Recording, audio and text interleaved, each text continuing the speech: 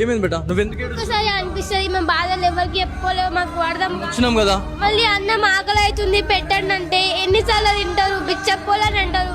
అదే దీనికంటే ఇంటికాడైతే అమ్మ అన్నం ఆకలి అవుతుంది అనగానే పెడుతుంది. నాకు ఒక్కసారి అనిపిస్తుంది బాధలు ఎవరికి చెప్పుకున్న అర్థం కాదు.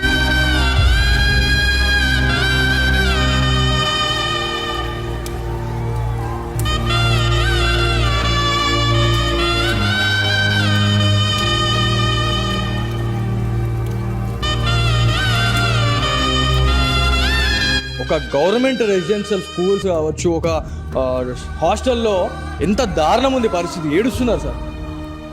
ఇక్కడ ఉన్న స్థానిక ఎమ్మెల్యే వైడి రాకేష్ రెడ్డి గారు కావచ్చు, డిఈఓ గారు కావచ్చు, తక్షణమే దీనిపైన చర్యలు తీసుకోవాలా. ఏడుస్తూ ఉన్నారు. పేరెంట్స్ వస్తే అడిగితే వాళ్ళకి ఇంకా రివర్స్ సార్, మీరేమన్నా అండి పెడుతున్నారు అనుకుంటా రివర్స్ ఇస్తారు సార్. మా పేరెంట్స్కి ఇంకా మా పేరెంట్స్ని తిడతారు